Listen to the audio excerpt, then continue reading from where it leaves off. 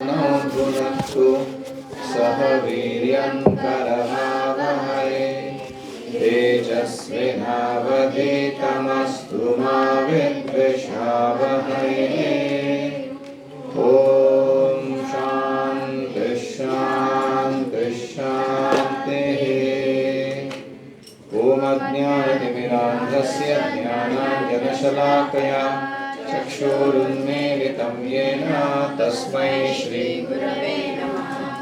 जय श्री कृष्ण चैतन्य प्रभो नित्यानंद श्री अद्वैत गदाधर श्रीवासादि गौर भक्तवृंद। हरे कृष्णा कृष्णा कृष्णा हरे हरे, हरे राम राम राम हरे हरे। हरि ओम तत्सत। हरे कृष्णा। हम पढ़ रहे हैं दशमूल तत्व। आज का आखिरी श्लोक 12वां। संसेव्य दशमूलं वै हित्वा अविद्यामयं जनः भावपुष्टिं तथा तुष्टिं लभते साधु संगतः। जो व्यक्ति इन 10 मूल शिक्षाओं को अभ्यास करता है वह अविद्या रूपी रोग को त्याग कर साधु संगति के प्रभाव से आध्यात्मिक भाव की वृद्धि,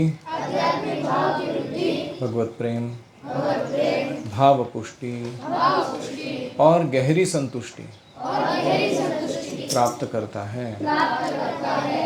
हरि ओम। अभी ये जो 10 मूल तत्व हमने देखे हैं, यहाँ समापन किया जा रहा है।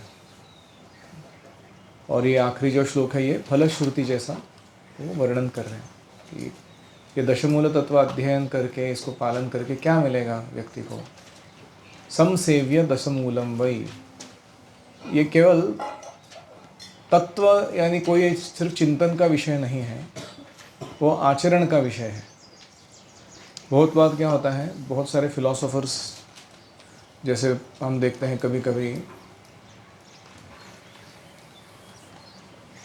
हार्वर्ड, ऑक्सफोर्ड, बड़े यूनिवर्सिटीज़ होते हैं, वहाँ पे ऐसे आर्म चेयर स्पेकुलेटर्स, एक आराम खुर्ची डाल के उसमें हुक्का गुड़गुड़ी पीते हुए लोग जीव गोस्वामी के तत्व संदर्भ पर चर्चा करते हैं, है कि नहीं।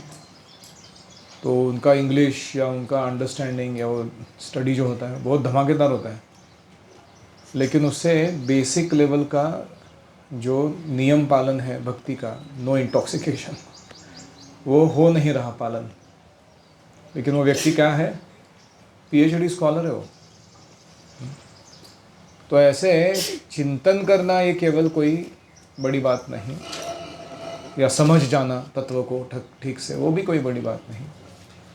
आचरण में उसे उतारना वो सबसे महत्वपूर्ण है। समसेव्य का अर्थ है अभ्यास करना, सेवा करना इन 10 तत्वों की।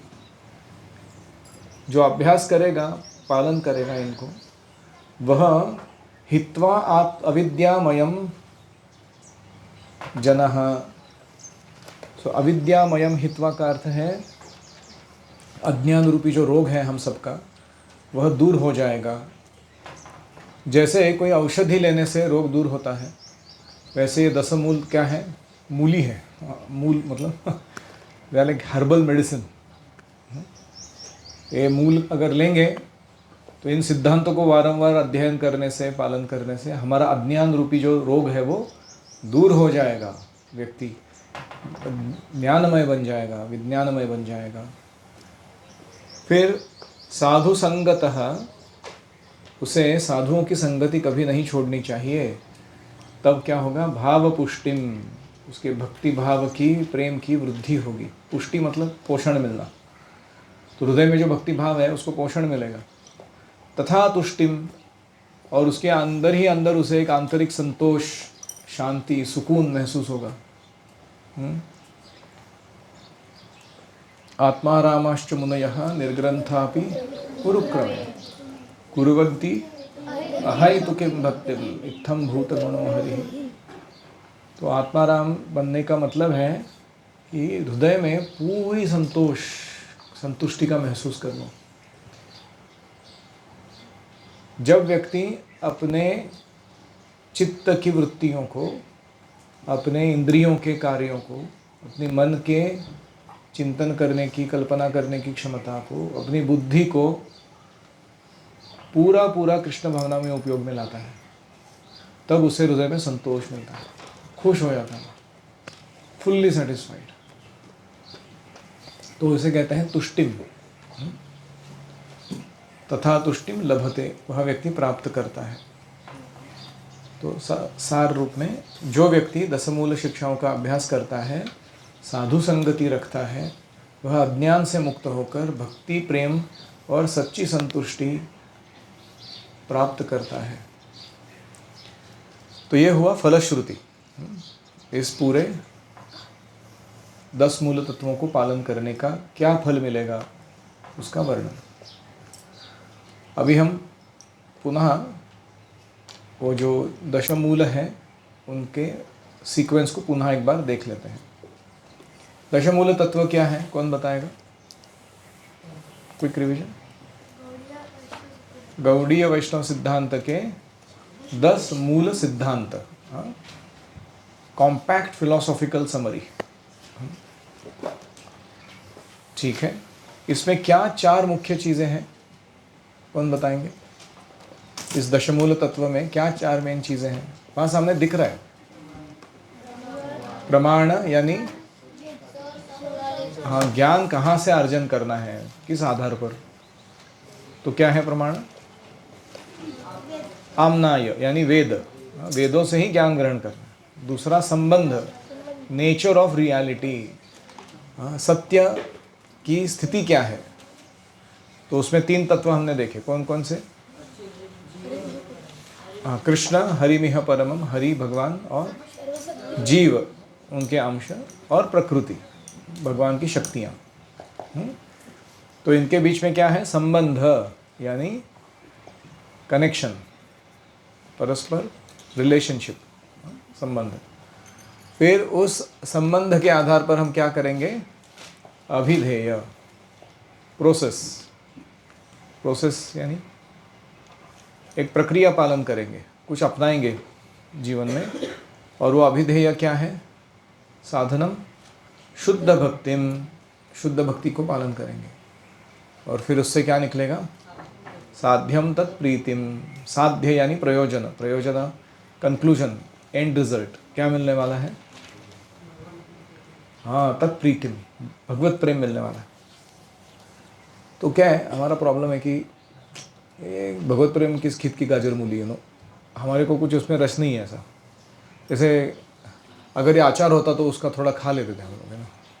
भगवत प्रेम प्राप्त करने की बात करना क्या है, वो हमको अभी तक समझ में नहीं आ रहा, इसीलिए कभी कभी लोग रुचि नहीं दिखाते। लेकिन जिसको समझ में आ रहा है कि क्या दिया जा रहा है यहाँ पर, ये सारा स्ट्रक्चर जो है वो किसने दिया हुआ है? प्रमाण, संबंध, अभिधेय, प्रयोजन।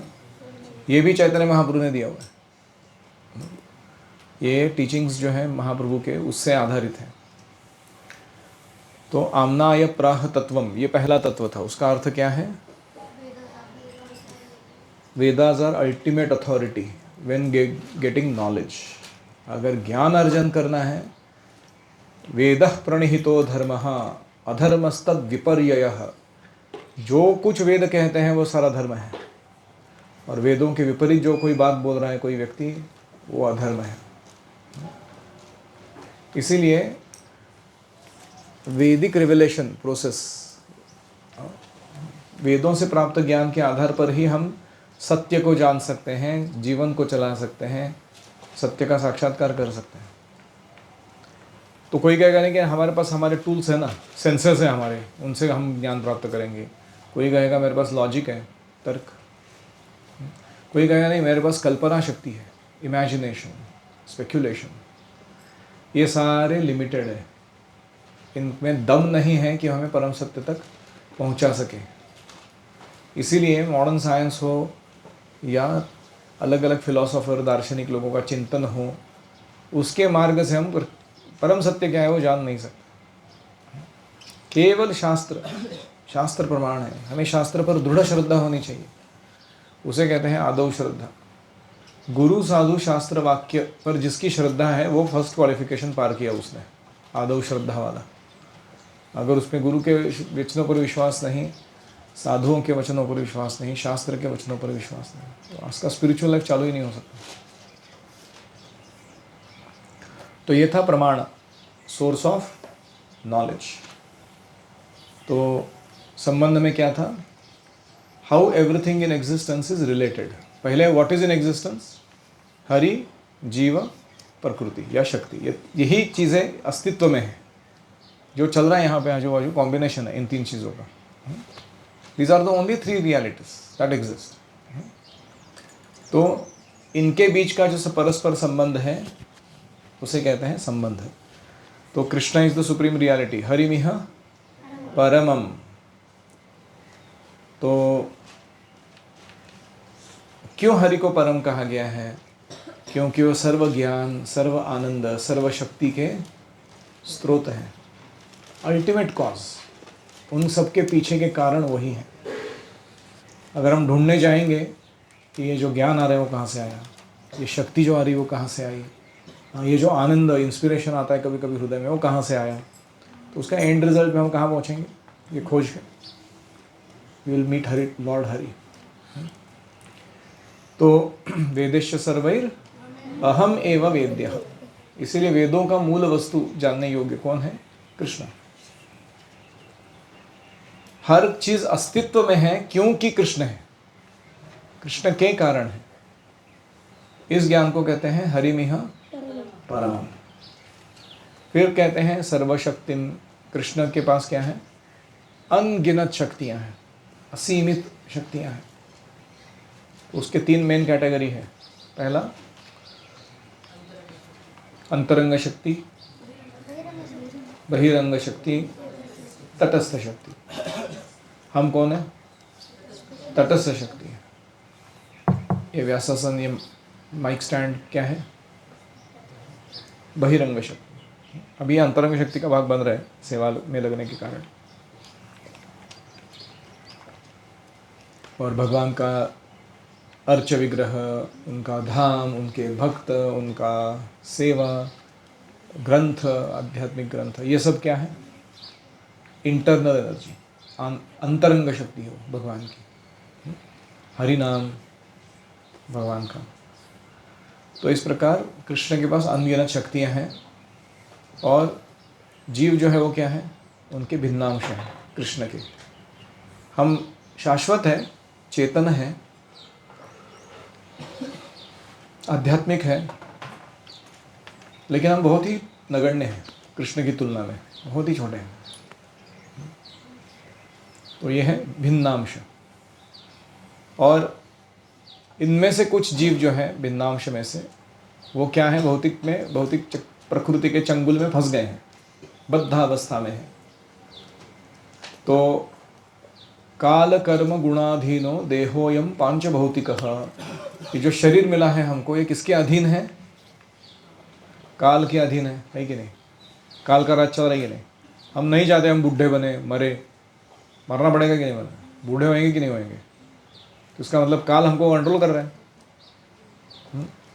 कर्म के नियम हमको कंट्रोल कर रहे हैं। हम चाहते हैं कि मेरे को अनलिमिटेड प्लेजर मिले, ज़ीरो मिजरी मिले। ऐसा होता है कभी? हमने जो कर्म करके रखे हैं उसके अनुसार सुख दुख आता रहता है जीवन में, उसके ऊपर भी हमारा कोई नियंत्रण नहीं है। और जब गुण है तीन प्रकृति के गुण, सत्व गुण, रजोगुण, तमोगुण, वो भी हमको नचा रहे हैं, हमारी चेतना को यहाँ वहाँ खींच कर लेकर जा रहे हैं। तो इसके कारण हम क्या हैं? बद्ध हैं, बांधे गए हैं। हमको लग रहा है हम स्वतंत्र हैं। कोई मूर्ख ही है वो ऐसा सोचता है। ऐसा कोई प्रिजन बनाया जाए जिसमें कैदियों को मालूम नहीं कि वो प्रिजन में है, तो क्या होगा?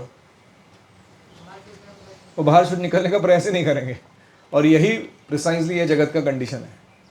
ये जगत के लोग भौतिक प्रकृति के चंगुल से बाहर निकलना ही नहीं चाहते। उनको लगा क्या प्रॉब्लम है इधर, क्यों इतने पेसिमिस्टिक बातें करते हो तुम लोग, है कि नहीं? तो इसीलिए हमें पहले जानना चाहिए कि मैं बद्ध हूँ, मैं प्रेजेंट हूँ। फिर कुछ जीव है वो क्या है, मुक्तावस्था में है, वो बंधते नहीं। क्यों? Because they are spiritually awakened. वो अपनी स्वरूप स्थिति को प्राप्त किए हैं, कृष्ण के साथ अपने संबंध को जोड़ पाए हैं। तो इसीलिए वो हमेशा भौतिक चीज़ों में रहते हुए भी उनसे लिप्त नहीं होते, उनसे बांधे नहीं जाते। जैसे कोई बड़ा नौका है, वो क्या करता है, समुद्र के बीच में उस नौका पे आश्रित लोगों को क्या है, पानी टच होने नहीं देता हूँ, है कि नहीं? हालांकि वो समुद्र के सेंटर में बैठा हुआ है व्यक्ति, लेकिन क्योंकि उसके पास अच्छी नौका है तो उसको कोई प्रभाव नहीं पड़ता उस पानी के अंदर के वातावरण का। तो ऐसे ही भक्ति नावम, भक्ति रूपी नौका जो है, उसमें जो सवार हो जाता है वो बॉयंट रहता है, मटेरियल वर्ल्ड के ऊपर तैरता है, वो डूबता नहीं अंदर। और इसीलिए हमें ऐसा मुक्तात्मा बनना है।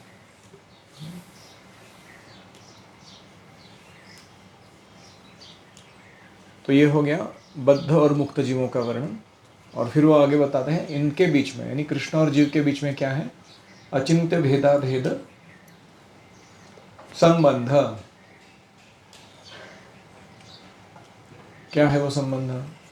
We are one with God in quality, गुणों में हम भगवान जैसे ही हैं, सच्चित आनंद है।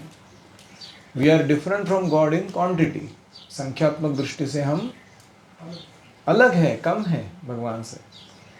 जैसे सूर्य और सूर्य प्रकाश है, सूर्य की किरणें, उनका संबंध है। वो सूर्य किरणों में सूर्य जैसे ही गुण होते हैं, लेकिन छोटे अंश मात्र में।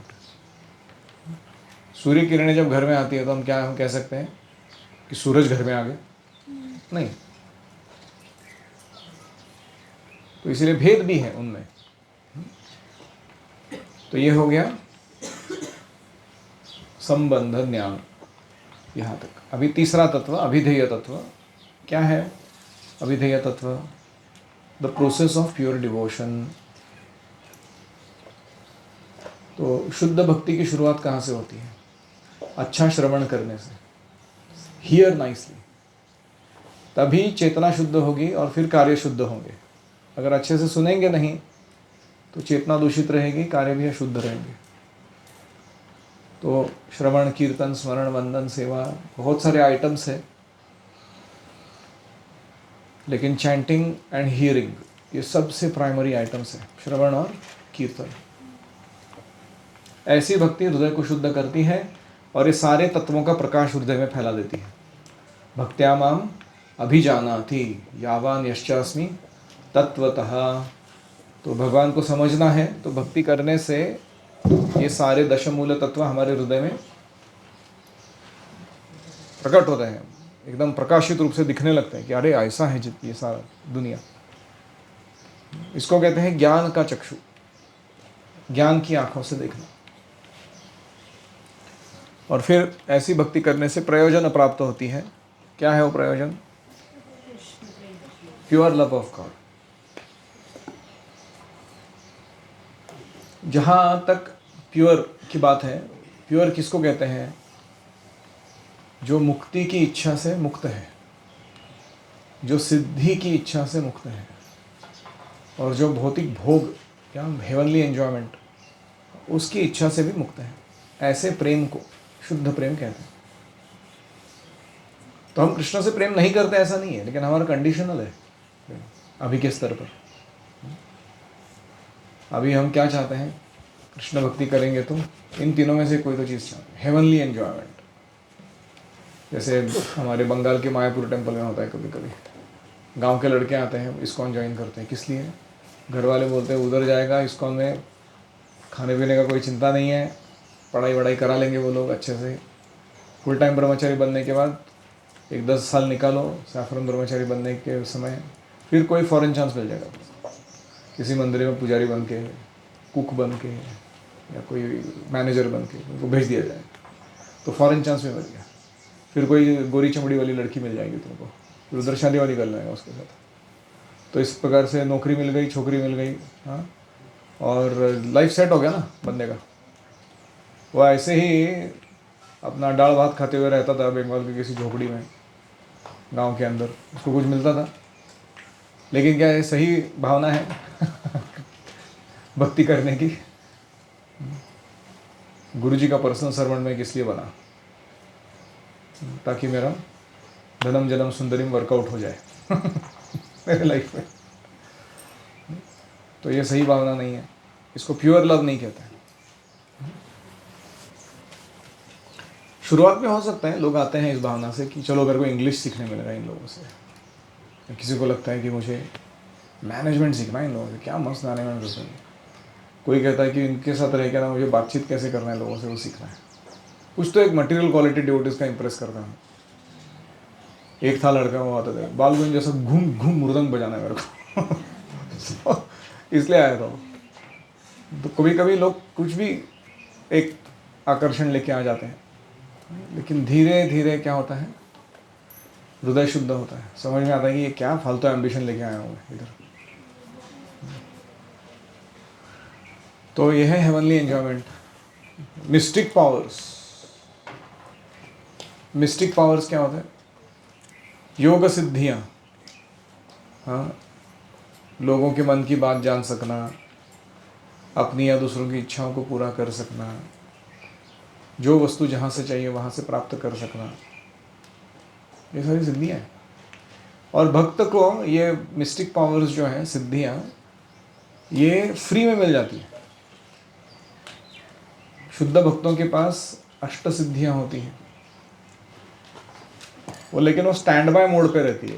वो कोई यूज़ नहीं करता उसको। वो भक्त में, वो भक्त को उसका यूटिलिटी नहीं रहता कुछ करते रहने का उसको। वो इतने कृष्ण के स्मरण में, सेवा में बिजी रहता है कि बीच बीच में आके मुक्ति या सिद्धि, knock knock, please engage in some service sir, no time madam, अभी मेरा अर्चना चल रहा है, बाद में आइए ऐसे डिवोटी का मूड रहता है इनके प्रति। तो there is no doubt that devotees are mystic yogis. हम देखते हैं अम्बरीश महाराज गृहस्थ थे, राजा थे, एकादशी व्रत, वो 40 दिनों का फास्टिंग वास्टिंग करके बैठे हुए थे, और दुरास मुनि से कहीं से तो आके धमक गए उनके सामने और गुस्से हो गए कि तुमने मेरा आदर यथोचित नहीं किया। उनको मारने के लिए एक भयंकर राक्षस निर्माण किया अपने बालों को पटक के जमीन पर। तो क्या हुआ आरुष, आगे क्या हुआ? हाँ, वो डीमन का क्या हुआ आगे? डीमन का अमरीश महाराज, फिर ये जो डीमन था, फिर अमरीश महाराज वो नाम जप करने लगे तो डीमन अपने वो हो गया।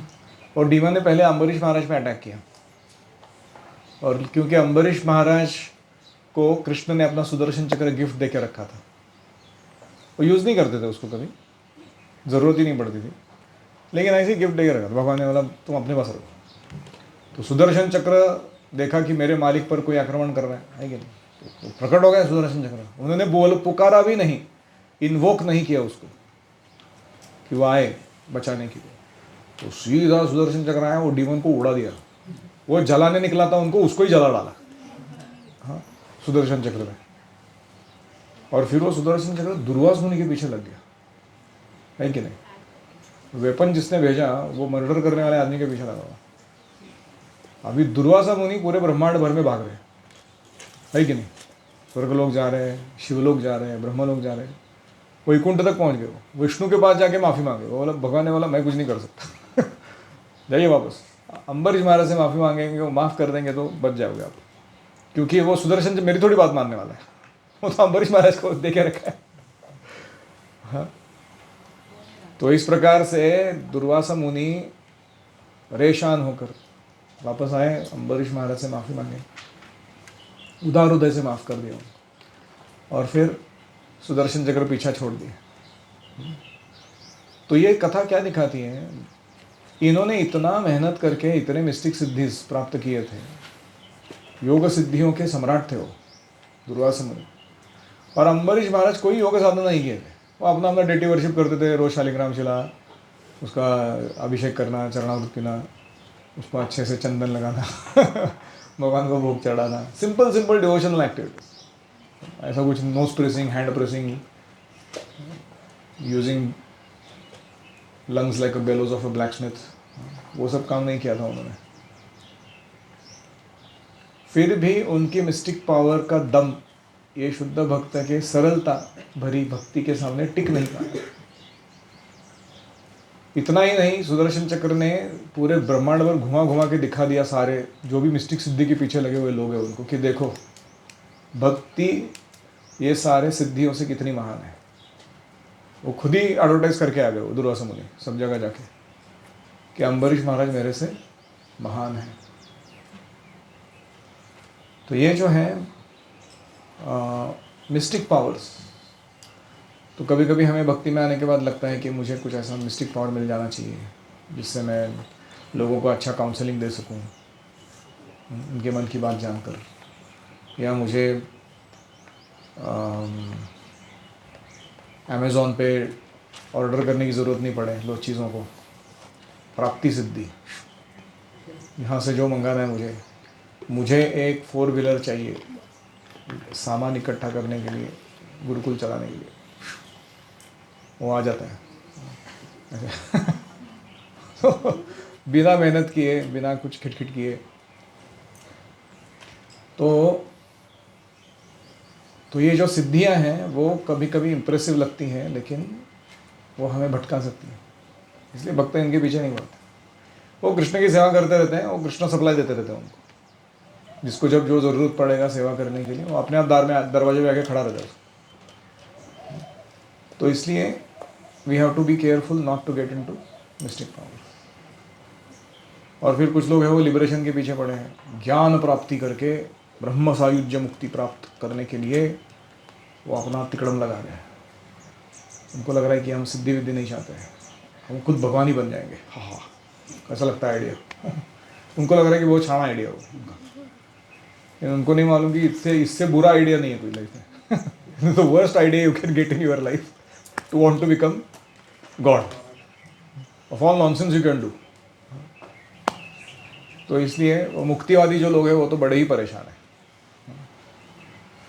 मतलब सिद्धि वाले परेशान तो है ही, भौतिक भोग वाले भी परेशान है, लेकिन उनसे सबसे ज़्यादा परेशान अगर कोई है तो मुक्ति वाले परेशान। वो तो अपना अस्तित्व मिटाने के पीछे लगे हुए हो, स्पिरिचुअल सुसाइड कर रहे हैं। तो ये सारे क्या हैं? भुक्ति मुक्ति सिद्धि स्पृहा पिशाची यावत हृदि वर्तते ततः कृष्ण प्रेमस्य कथम अभ्युदयो भवेत। जब तक ये 3 डिज़ायर्स हमारे हार्ट में बैठी हुई हैं, तब तक कृष्ण प्रेम की इच्छा कहाँ से घुसेगी हृदय के अंदर? उसको स्कोप ही नहीं मिल रहा। ये सब इच्छाओं ने इतना घर बना के रखा है टेनेंट के रूप में, हमारा पूरा ऑक्यूपाई, बेडरूम किसी ने ऑक्यूपाई किया है, हॉल किसी ने ऑक्यूपाई किया है, किचन किसी ने ऑक्यूपाई, और अभी उसमें दूसरे को घुसने के लिए टाइम नहीं है। भक्ति की इच्छा करेगा कैसे अगर ये इच्छा चल रही है दिमाग में?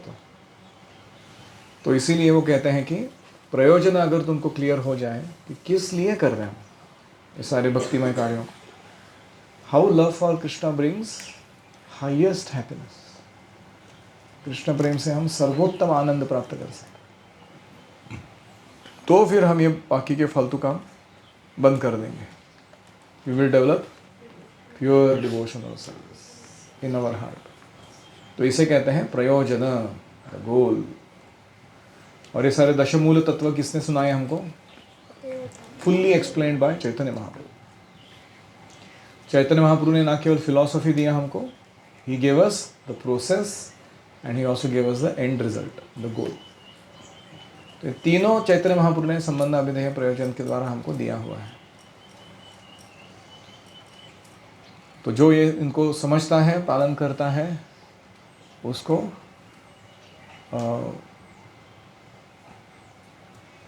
भक्ति पुष्टि, भाव पुष्टि एंड आत्मतुष्टि दोनों प्राप्त होते हैं। उसके कृष्ण के प्रति भाव का पोषण होता है और उसके हृदय में उसको बहुत सुकून महसूस होता है। जैसे प्रभुपाद जी को किसी ने पूछा, वो जब गुजरने वाले थे इस जगत से, any desire, any last wish, कुछ इच्छा नहीं, क्या बोला प्रभुपाद ने? नो। विहाय कामान यस्सर्वान् पुमांश्चरति निस्पृहः। तो ऐसे प्रभुपाद जी ने अपना जीवन जिया था। Prabhupada is like a king who is free from any material desire, and he is walking on the surface of the earth distributing Krishna prem to everybody. Sir थोड़ा सा श्रद्धा दिखाने की ज़रूरत है, प्रभुपाद उसको कृष्ण प्रेम दे देंगे, क्योंकि वो परफेक्ट रिप्रेजेंटेटिव है नित्यानंद रूप। तो इस तरीके से हमें बहुत भाग्य मिला है ऐसे भक्तों का संग या ऐसा सुंदर प्रैक्टिस का फैसिलिटी। तो हमें इसी जन्म में परफेक्ट कर लेना चाहिए लाइफ को। एनी कमेंट्स और क्वेश्चंस? आठवां सिद्धांत था वो अभिधेय को बताता है, और जो नौवां है वो प्रमेय को बताता है। आम्नाय प्राह तत्वं प्रमाण हरिमिह परमं सर्वशक्तिं रसाब्धिं तद्भिन्नांशांश जीवान् प्रकृति कवलितान् तद्विमुक्तांश भावान् भेदा भेद प्रकाशम। ये सारे क्या है? संबंध ज्ञान।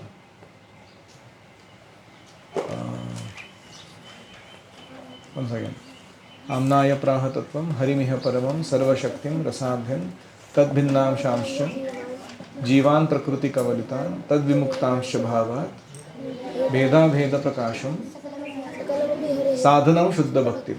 वो नौवा है।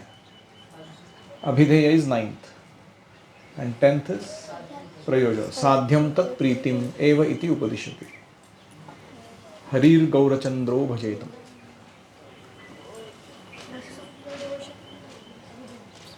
क्या? यस, अभिधेय इज पॉइंट नंबर 9।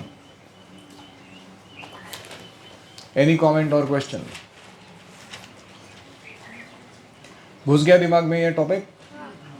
नींद में भी उठाएंगे तो बताएंगे आप? हाँ, गौड़ीय वैष्णव कहलाते ना खुद को।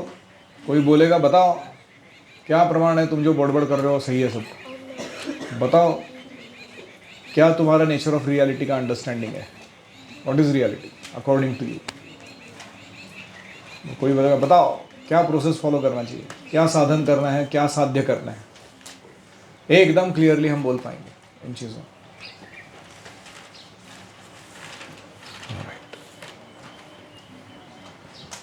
यस,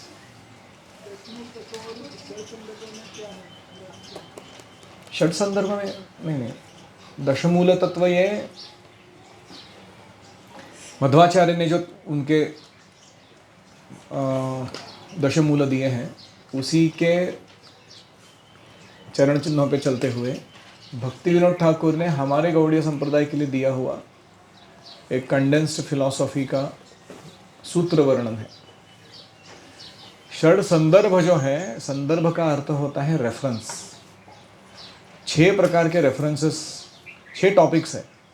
भक्ति संदर्भ, परमात्मा संदर्भ, भगवत संदर्भ, तत्व संदर्भ, कृष्ण संदर्भ और भागवत संदर्भ। ये 6 टॉपिक्स, कहाँ कहाँ इनका वर्णन कौन कौन से स्क्रिप्चर्स में आया हुआ है और उस वर्णन को एक सीक्वेंस में बिठाया गया। ऐसा नहीं कि कोई भी रैंडम कोट ला के डाल दिया किधर भी, उसका एक लॉजिकल फ्लो या डेवलपमेंट किया गया उस टॉपिक को to bring you to a certain conclusion. उसको संदर्भ कहते हैं। It is such a in depth research work by Jiva Goswami.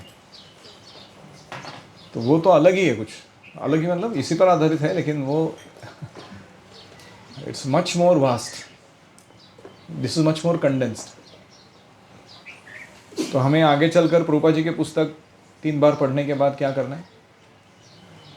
सारे षड गोस्वामियों के ग्रंथ पढ़ने हैं। प्रभुपाद जी चाहते थे कि हम पढ़ें। अच्छा रहेगा कि आप थोड़ा संस्कृत भी सीख लें, आपके पास क्षमता है। हम लोग तो बुढ़े हो गए अभी, कुछ काम के नहीं है, लेकिन आप लोगों के ऊपर बहुत उम्मीद है हमारा कि आप करेंगे। मध्व संप्रदाय मध्व संप्रदाय में वो तत्ववादी कहलाते हैं, जिसमें वो मध्वाचार्य के द्वारा दिए हुए तत्व को सर्वतोपरि मानते हैं। मध्वाचार्य के तत्व में कृष्ण तत्व जो है वो एक क्या कहेंगे, वात्सल्य रस और स्वकीय माधुर्य रस, वहाँ तक का ही कृष्ण का रिवेलेशन कराता है। वात्सल्य, साख्य, स्वकीय माधुर्य।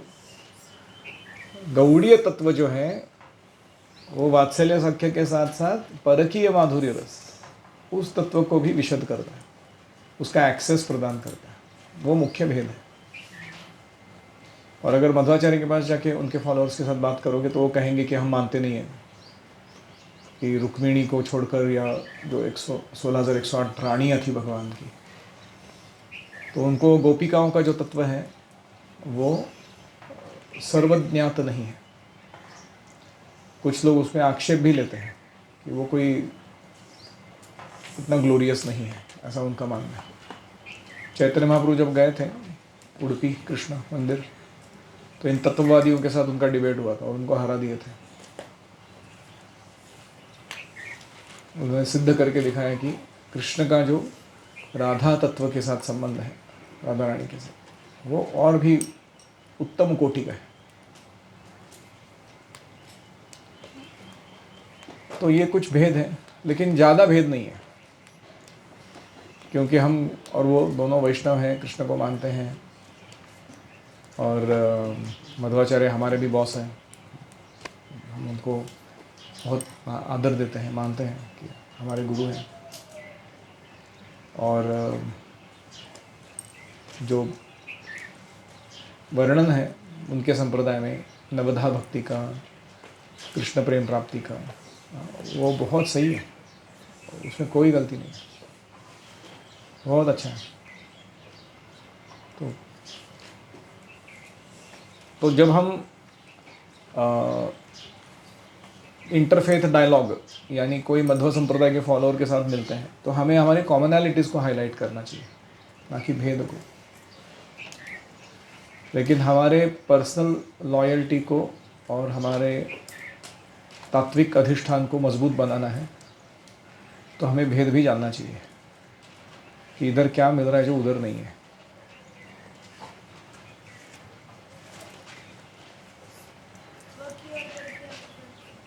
स्वकीय रस मतलब ऑफिशियली मैरिज किया कृष्ण ने, परकीय मतलब शादी नहीं किया फिर भी रोमांटिक संबंध रखे गोपिकाओं के साथ। It's like having a girlfriend and having a wife, उसका भेद। तो गर्लफ्रेंड वाले प्रेम में ना ज़्यादा एक्साइटमेंट रहता है। हंस क्यों रहा है, सीरियस चीज़ है ये। तो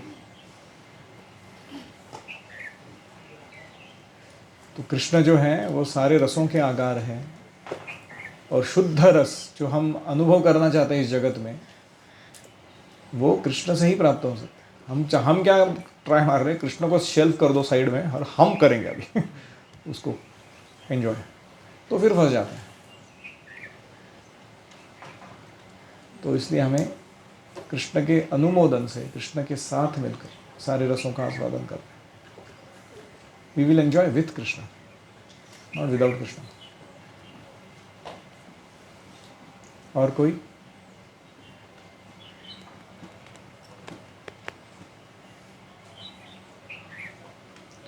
ओम हरे कृष्णा कृष्णा कृष्णा हरे हरे, हरे राम राम राम हरे हरे। हरि ओम तत्सत्। श्रील प्रभुपाद की जय, समवेत भक्तवृंद की जय। गुड।